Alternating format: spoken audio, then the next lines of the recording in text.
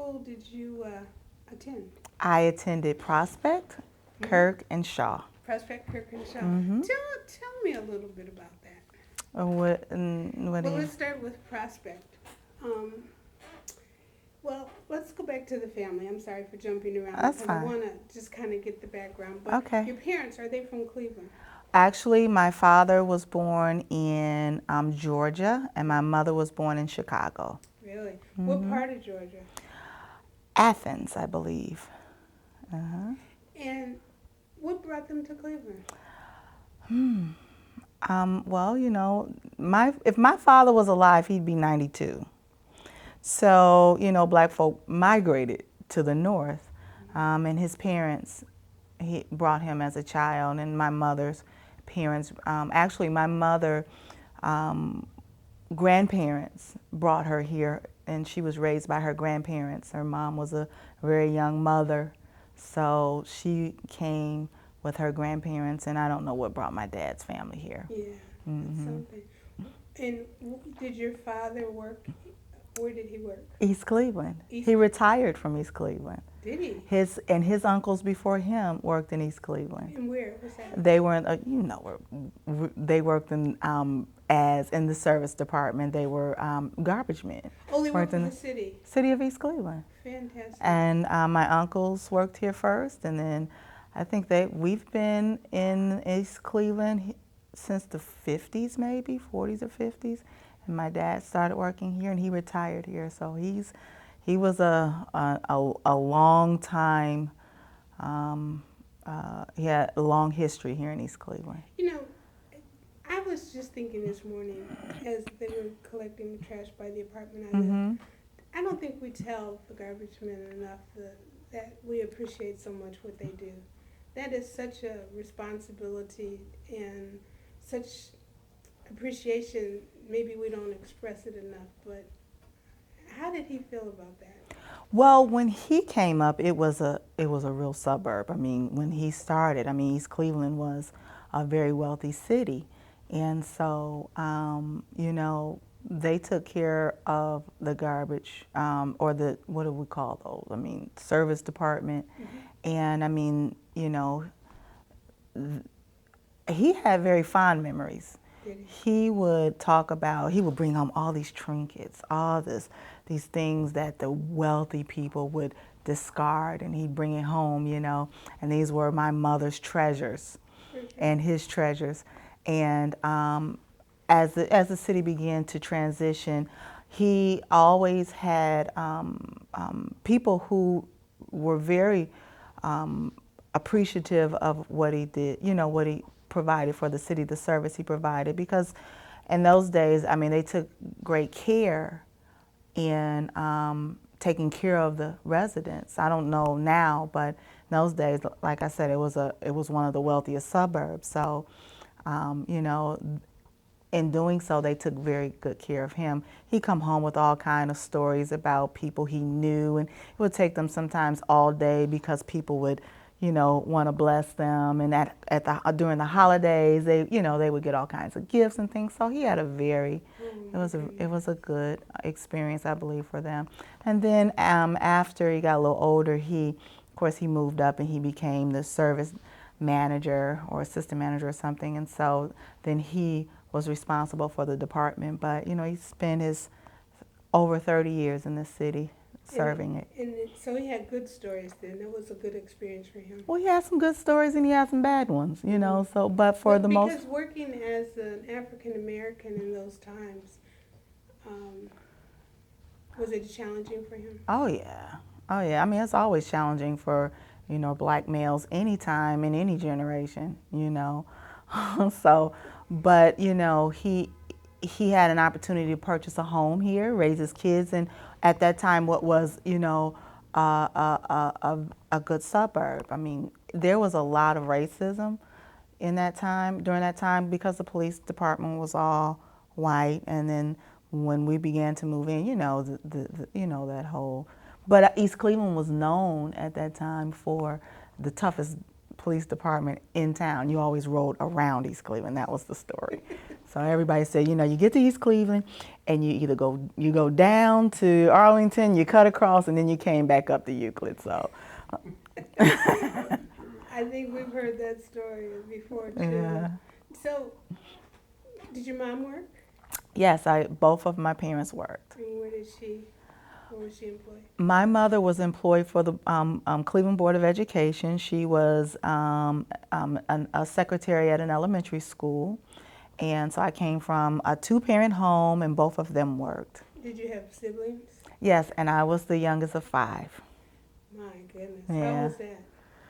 Well, I felt like an only child because there was 8 years between me and my next sibling and 14 years between me and my oldest sibling. So we was like 2 sets of kids, and my parents were older. Mm-hmm. So when they came to my high school graduation, they thought those were my grandparents. So. Did that affect you? No, everyone loved my parents. Yeah. Mm-hmm. Yeah, that's good. So, you know, it sounds like you have a very, very loving, stable foundation that helps you to really adjust to life and gave you a good start in life. Mm-hmm. So when you first started, what was the elementary school that you were attending? Prospect. How was Prospect School? Prospect, I loved school, period. Did you? Yeah. And when the most vivid memory I have of Prospect is when I first started, was doing, the Black Power movement. And I was in the 2nd grade, and I had just started, and I didn't know anyone. And the librarian would make you introduce yourself. And so she made me stand up and introduce myself. Well, my last name was Black. And it wasn't really, at that time, it wasn't really cool to be light-skinned with light eyes. And so I had to stand up and say my name was Sharri Black. And I knew what that meant. So, I would mumble. And she would say, speak up. So I would say, Black, Sharri Black. And all the kids would laugh and say, Black, don't you mean white? So I went through a lot of, a lot concerning that because, like I said, it was during those times when everyone's wearing afros and it was that big movement, the Black movement. So that's my earliest memory. But, as I got older, and I made friends, I have fond memories of my childhood and my school.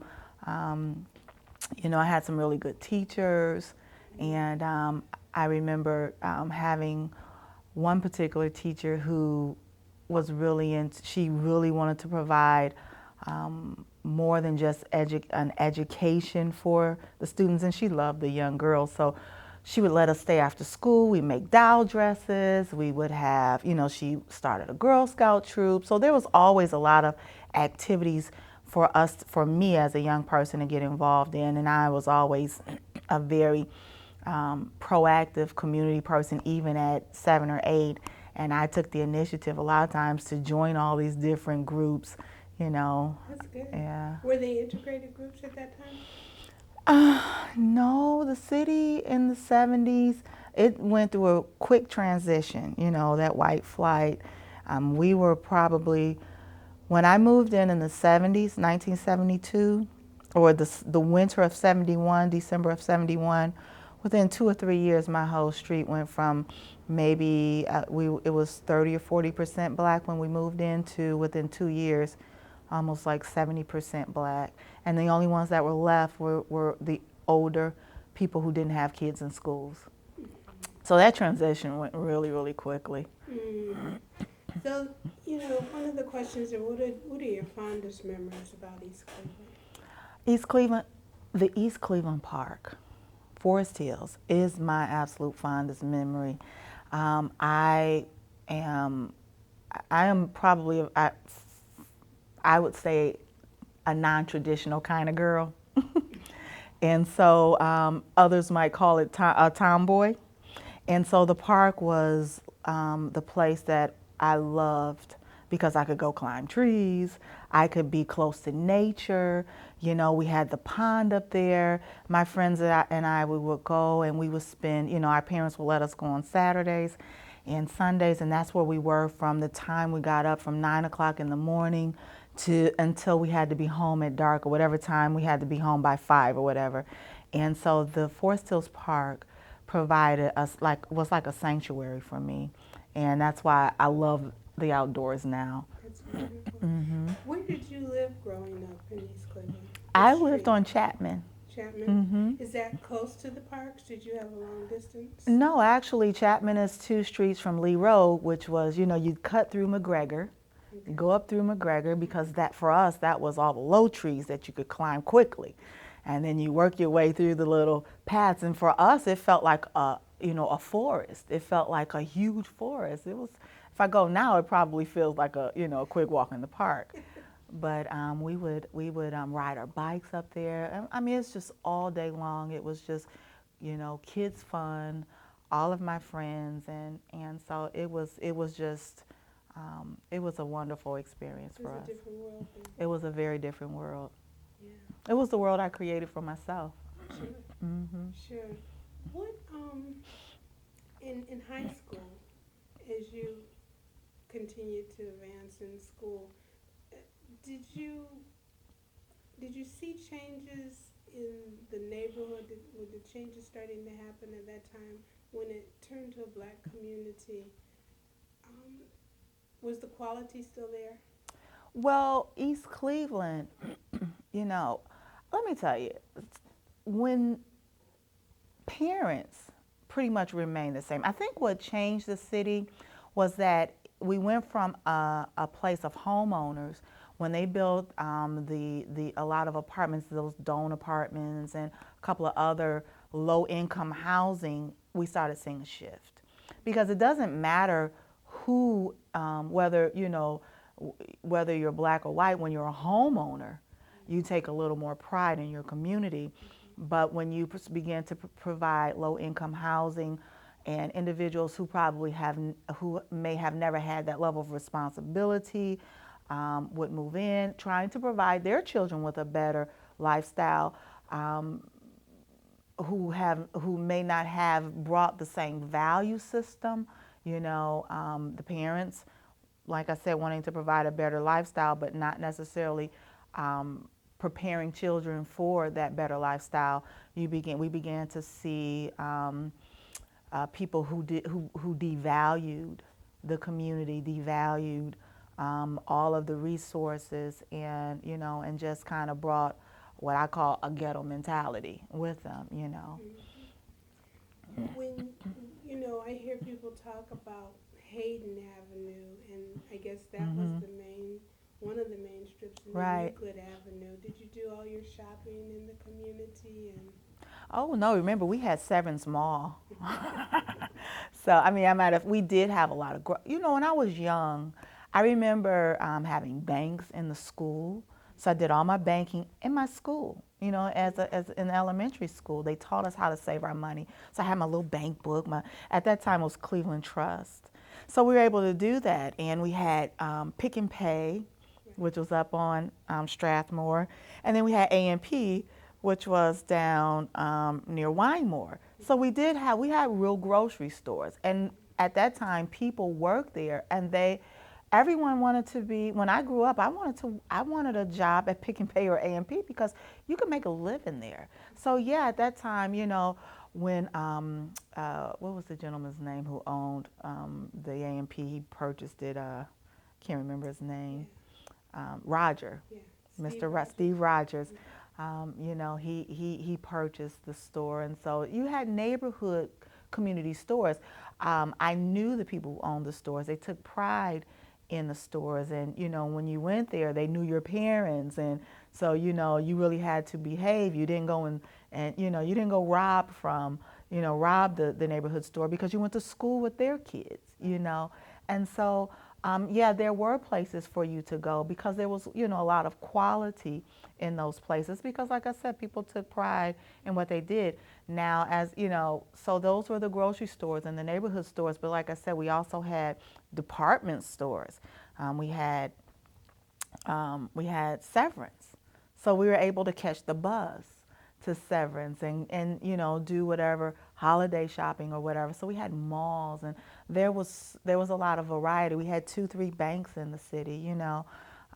We had a bowling alley. There was a lot of things to do in the community. And just slowly things started to go away. Yes. Would you say economics had a lot to do with it? I think, I'm sure economics did, but I think probably what happened was there were several factors. I think once, you know, I guess it was economics, which caused people to begin to sell their stores and sell, their family businesses. And maybe people came in and bought, the Arab community came in, and I mean, that's what they've done in every community. I mean, they found their niche, and we lost ours, and so I know, and so I think that had something to do with it. Yeah. And I think, yeah, maybe economics did, but I just think people began to lose pride in the community. The shrimp boat, I mean, that was a community favorite. Caribbean Sea. I mean, that, it doesn't really matter how much money you have. You're going to go get a Polish boy. I was a poor high school student, but I got a Polish boy every day. Mm-hmm. But I just think that we kind of just sold out. Our community sold itself out. And so that also contributed to the transition that we've been seeing. Because community, if you maintain that sense of community, we've always had poor communities. I mean, if you think about the 30s, the 40s, where my parents grew up, but we maintained a sense of community, but we didn't do that in this generation. Yeah, it's a generational thing. What did you work in high school? Did you work? Give me a little idea of your career path. Yes, I worked in high school. I remember when I got my first job. It was I worked at John Carroll University. I was very young. I just turned 14. I mean, I've always had a really good work ethic. So I might have not even quite been 14, but I had to wait to get my little snipe card. You had to, what was that, the snipe card or whatever, your work permit. Oh, yeah. Work permit. Mm-hmm. And so I got my work permit at 14, and I got my first job at John Carroll, and I worked in the they did parties. It was we catered very high-end parties, so we were able to kind of hobnob with society, and I loved it. And but I had a supervisor who wasn't going to do anything, and I'm a little bitty woman or a little girl at that time, and my career kind of ended because I pulled my back out at 14 because she made me move this huge tray server thing where you put old trays in. So that was my first job. And then every year we had snipe, and you could get you a summer job. You could get a summer job. And so I got a summer job every year. Did you? And I worked at the library, which I loved. East Cleveland Library? Yeah, I worked at East Cleveland Library, and I worked at, I always, and then I think another job was with, doing daycare and things like that. So then I started, and then I left the community and was able to work downtown after I got old enough. My mom would let me catch the bus, things like that. So. Nice. I would say that contributed to your foundation. As it relates to East Cleveland, has racism impacted you, and if so, how? Well, when I lived in East Cleveland, never really experienced racism. It wasn't until I moved out of my community that I experienced racism. I didn't even really know racism existed until I went away to school, and I was no longer around all blacks. Other than the self-hatred that we experienced. Being a light-skinned young lady, I went through a lot. I mean, I went through a lot of hatred from other girls, and I didn't understand it at the time. I didn't know they just didn't like me because, I was light-skinned. I didn't know that was the reason. I just thought it was something wrong with me. I didn't know that was the issue. But those are the kinds of things that young girls go through. Mm-hmm. But I didn't really experience racism. Okay, he's over here now. We're going to kill him. I didn't experience, okay. Now, okay. On the camera, I know. That's right. Cut that part. That's life. Yeah. But I had never really experienced racism until I went to Kent State and understood or had to be around people from different ethnic group. And I experienced racism not only from whites, but from Africans and from other ethnic groups. Oh, Africans didn't like us. They did not like American blacks. Yeah. And I didn't know that. Goodness. Yeah. That's something. When you went away to Kent, did you graduate from Kent? No. What did you go to study there? Oh God, what didn't I study? You know, when I'm sorry. No, he almost flew in my mouth. Oh my God. This is Beelzebub. But when I had no clue what I was gifted at or what I should do. It's more than one. It's bothering me really bad. I had no idea what what I was gifted at. You know, when you're coming up, unfortunately, you know, there's no one there to a lot of times to mentor young people and to help them understand their gifts. You know, so you just kind of wing it, and you choose career paths based on what's popular at the time. And so I went to school for computer science. I went to school for health careers, and I chose two paths. I went to school for physical therapy. All this was within within 3 semesters. So, I mean, I changed my career path like 3 or 4 times. You were exploring, trying to find you. Trying to find me. Mm-hmm. That's interesting. Well, when I first met you, we talked about you working and being the first black female for the fire department. What led to that? Was it back, probably I could say, going to Forest Hills Park, being an adventurous person maybe, huh? Well, let me tell you the truth. I had never thought about being a firefighter. It's just not a job that women pursued. And I had a friend who was a firefighter. And I was a single parent, and I needed a job. And he was like, "We're hiring." I was like, "Okay." It was like, "Why don't you apply?" So I was like, "Okay." And being the non-traditional woman that I am, I was a bodybuilder. I was an aerobic instructor. I was, very physically active. I had a lot of, I was very strong and, what have you. So I said, I think I might could do it. And so I put in an application. And the thing that communities would do for minorities is they would provide these minority programs to ensure success. Mm-hmm. So they would prepare us for the written portion, and then they would help us for the agility portion, and that was maybe 3-6 months that you would have to commit 2-3 nights a week, where you would come out and they would work with you to ensure that minorities made the department. So I tried out for East Cleveland and I tried out for Cleveland, and I made East Cleveland. Did you? Mm-hmm. Was that an exciting experience for you? It was a roller coaster ride. I mean, it was the highest highs and the lowest lows. So, I mean, it was the best and the worst experience of my life. Tell me about that. Which part? Well, what made it high? We'll go for the good news first. Well, I mean, actually succeeding, being the first woman firefighter, being able to say that I did it, accomplishing a goal, because I had never really had a lot of success in my life.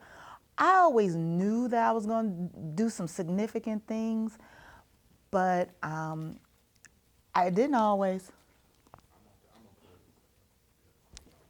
start.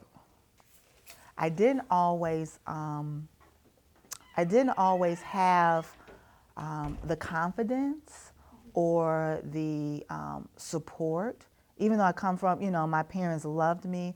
I mean, they didn't have, they were, they didn't have a lot of confidence, or they were old school. They didn't believe that blacks could do a lot of things, and I mean, they just, even if they thought we could, that they didn't promote that because within themselves they didn't have the confidence. So they didn't know how to teach that confidence.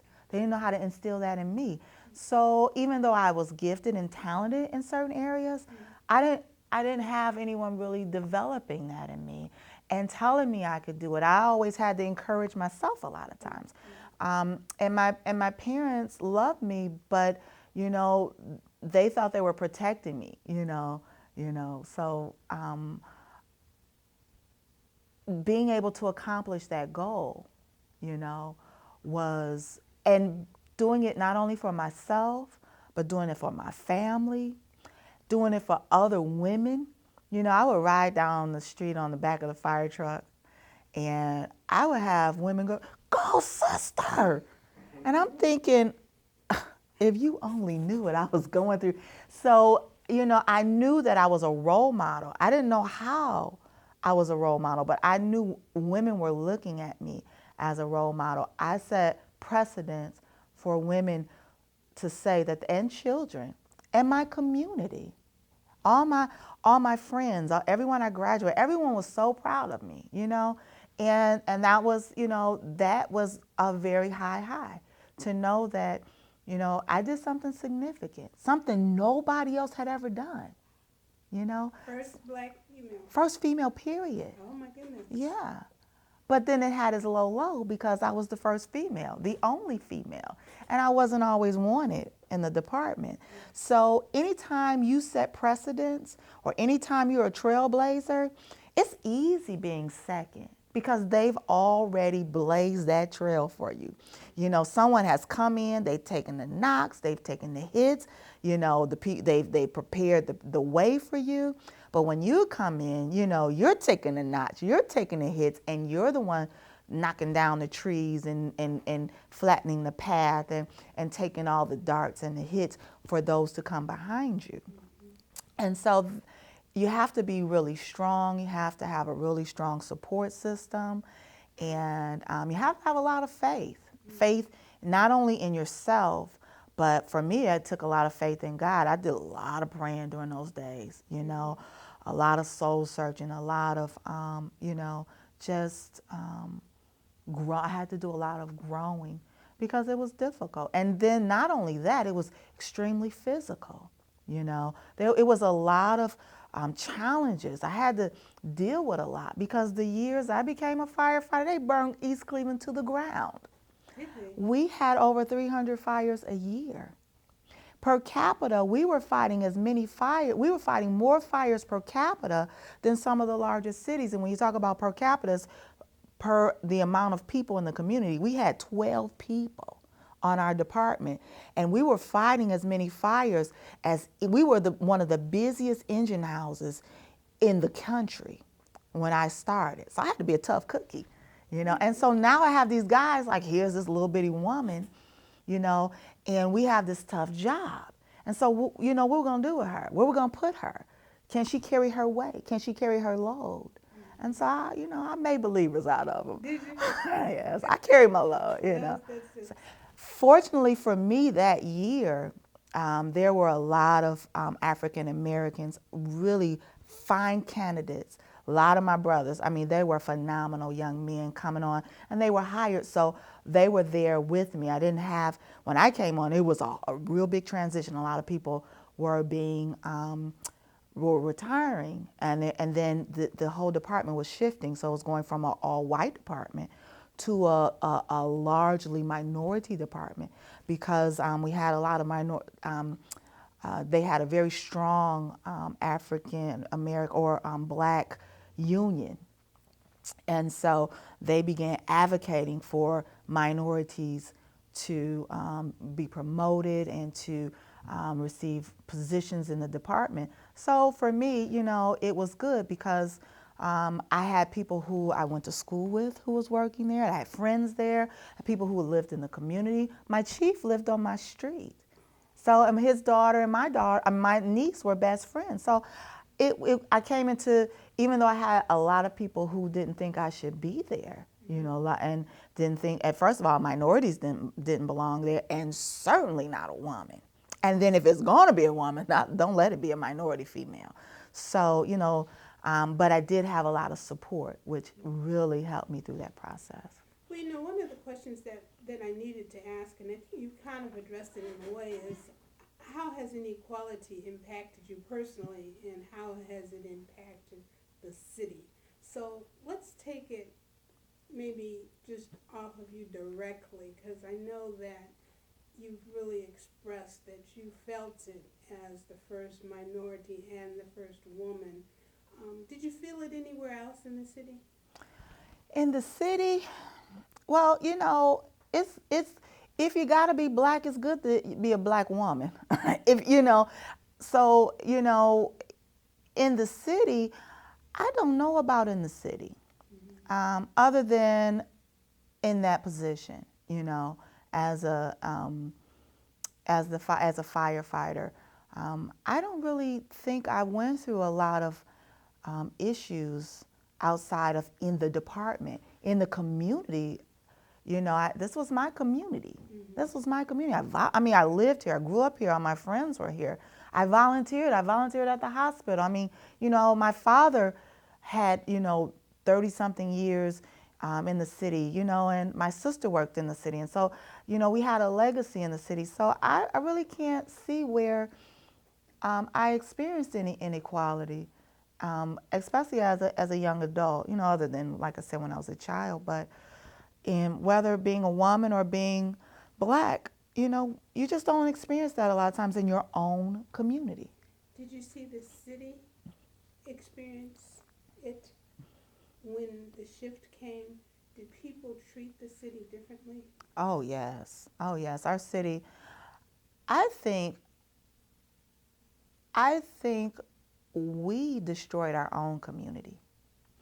I can remember my father really talking about, a lot of things that were happening when I was young, the city managers and the politics of the city, and, who was stealing the money, and just a lot of corruption and things like that. That's self-inflicted, We can't blame the condition of our community solely. We can't drop that in the laps of other people. We self-destructed, and what we did was we put our own selves in a negative light. We cut our own funding. We destroyed our own school systems.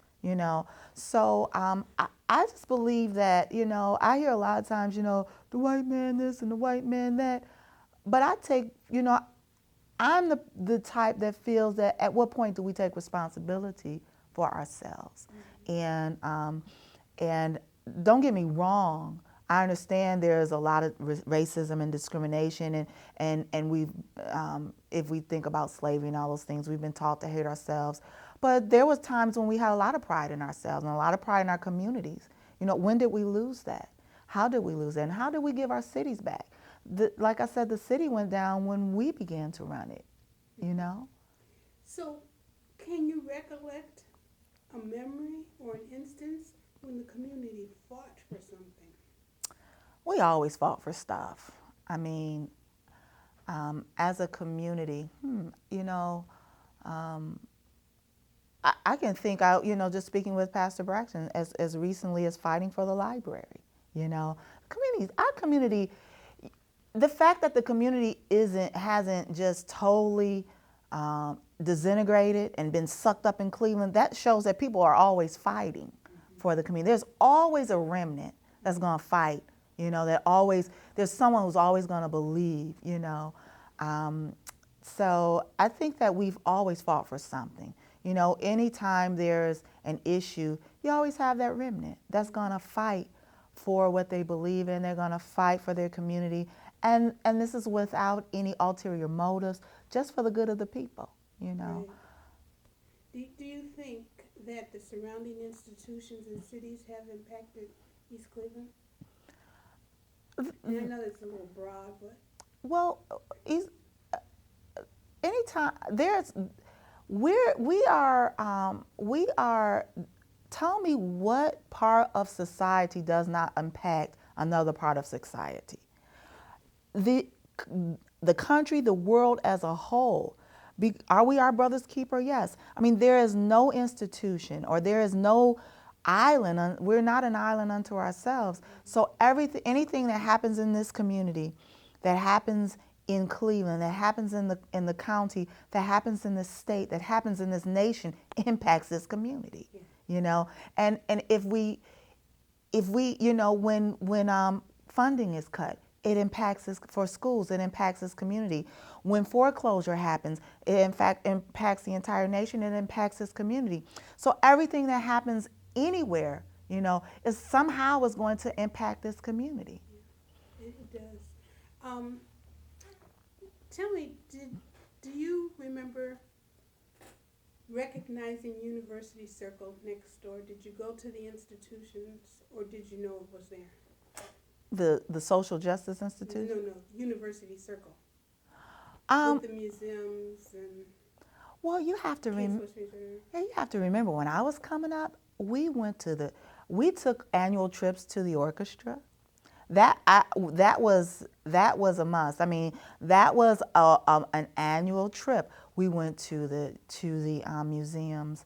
We experienced culture. That was woven in to our culture, into our paradigm. And I don't know when that stopped or if it has, but maybe I was that last generation. I don't know, but that was a part of my development. So I mean, I remember the pond and the botanical gardens and all those the gardens period Right. and those things. And so that's always been and the winding road to the highway. I've always had an opportunity to experience it. Now, my parents didn't take me there, but my community afforded me those experiences. So, that was a part of my development. That's great. So, by your community affording that, you mean you did that through your school? School, through community activities. I think it's just innate in me. I've always been a community person. I mean, that's not something my mom said, you're going to go volunteer, you're going to do this, you're going to do that. I took the initiative at 8 to join the Girl Scouts. No one did that for me. Even now I take the initiative. It's just a part of who I am. I think that's just something God placed in me. So, yeah, anytime those opportunities were afforded, I took advantage of them, and it made me a more broad person. And Need a pause. Thank Very you. good job. Okay. What is your vision? I was going to ask, what is your vision for the future of East Cleveland? I mean, I know that now you don't live in the city, so you probably can see it in a broader perspective, but you attend church here, you have friends here, so it sounds like you're very active still in the city. So we'd like to just hear, what is your vision for the future of East Cleveland? East Cleveland took a lot out of me for a while. I mean, I used to tell my husband, I gotta live in the city. I gotta be with my people. I mean, you cut me, I bleed. I would bleed East Cleveland. And it took a lot out of me to really to have to pour so much in, because it was so needy. The city just needed so much that you just kind of didn't know where to begin. And so after kind of taking a break, you're able to kind of step back and to look at the city and say, you know what, and just kind of pray and say, where can the city go? Well, I mean, it's all it has left to do is go up. And I see the city as a thriving community. You know, I look at a street like Strathmore or Wymore, where they've torn down, or Third or Fourth, where they've torn down all of the homes, all the abandoned homes, and because I'm a visionary, I can see it. I can see myself going and buying all this land, you know, and making a community. Um, I can see providing opportunities or I think part of what has to happen, my vision is seeing a city where people actually really care about the community, you know, politically, economically, and there are people who are in positions of leadership who make decisions that that will benefit the community and not necessarily themselves. I see, I see housing. I can see that. I see children who may not have the best economic situation, but have a value system that gives them the fortitude and the willpower to make them their own lives better. I see,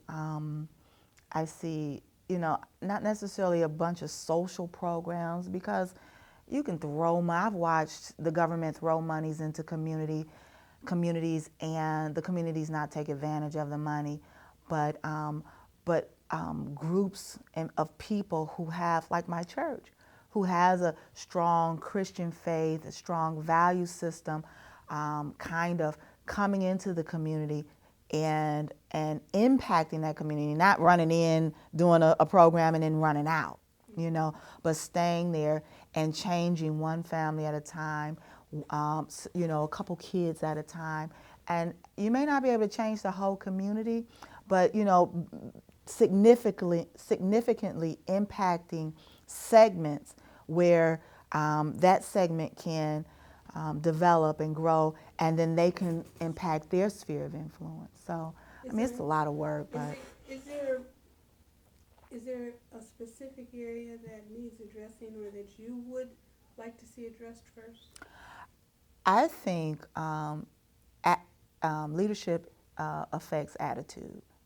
And I think without good leadership, you cannot impact anything. And so I think the first thing that has to happen is there has to be a level of leadership of servant leaders, you know, because the leaders have to have a servant's heart, and they have to want to serve the community and not their own needs and their own interests. And so I think the first thing that has to happen is because if you begin to pour resources into a community, you got to be able to have people who can manage that, who can be able to distribute and be able to have oversight and be able to train other leaders, you know, and duplicate themselves.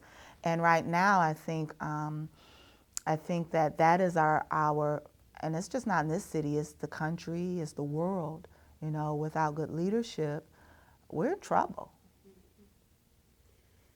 Would you be, last question, would you be prepared to do, what would you be prepared to do to help make East Cleveland a better community? My husband said, "Run for mayor."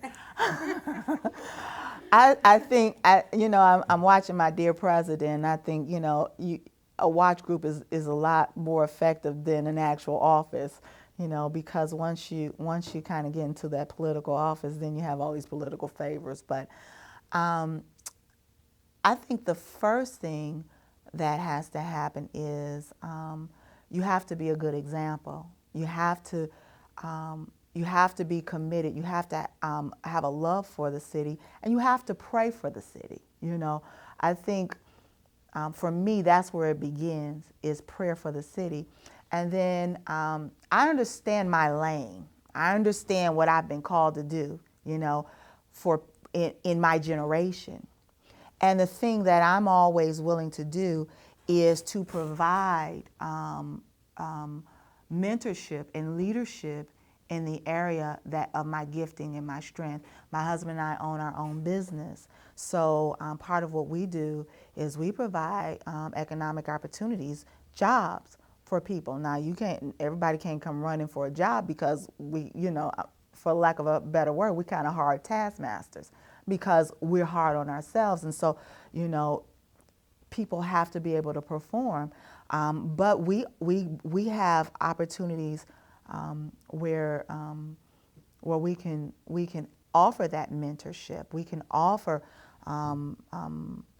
training for youth. My heart is for young entrepreneurs and providing opportunities that way. I have a vision around a program for young entrepreneurs and people who want to excel in that area, who want to start their own businesses, but don't have the role models and the mentors, and don't have to make the mistakes I made because I didn't have a role model and mentor.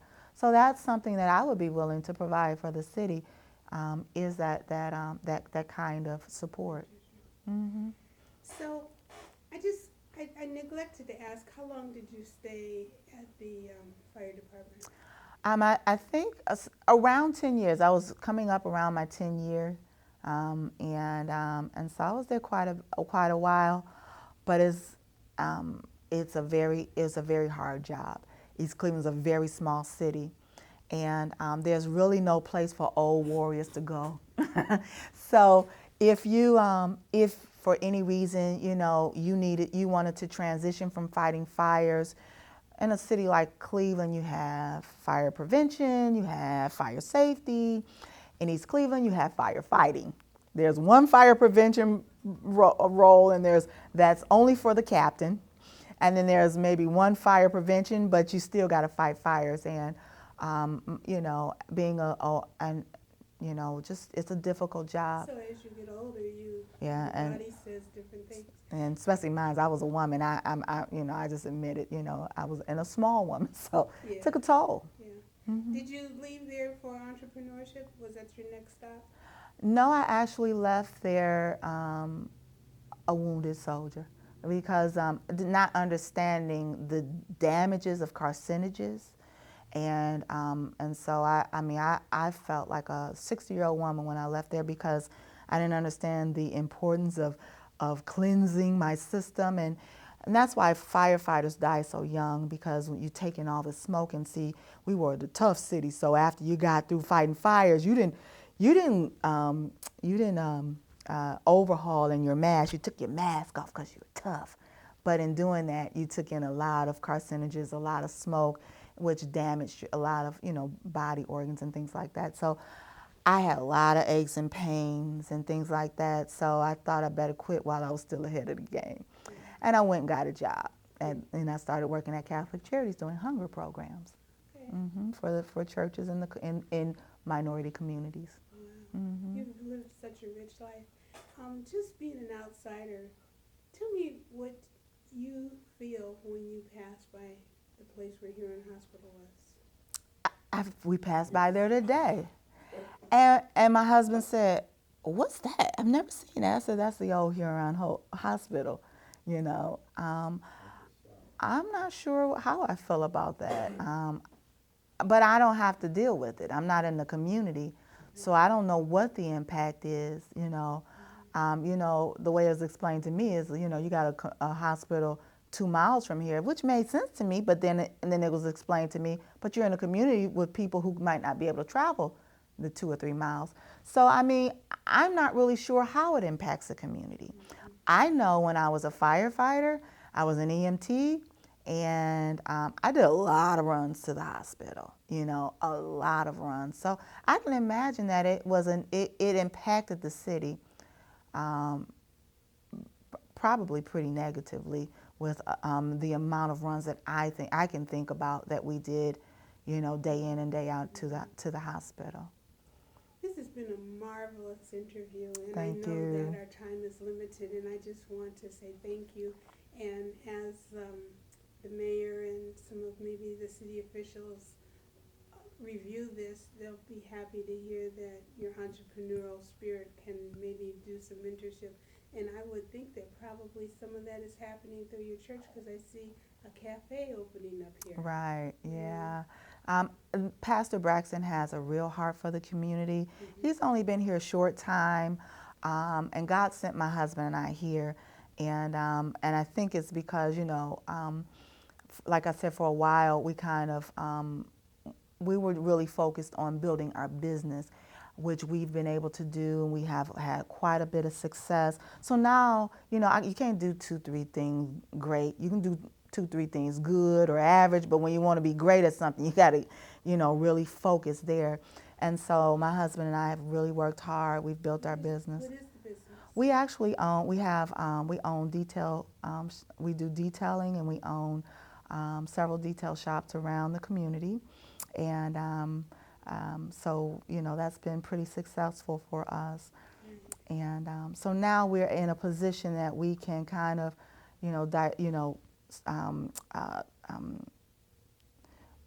divert our some of our attention to other areas, which includes community activities. Right. We thank you so very much for taking the time to share your personal stories.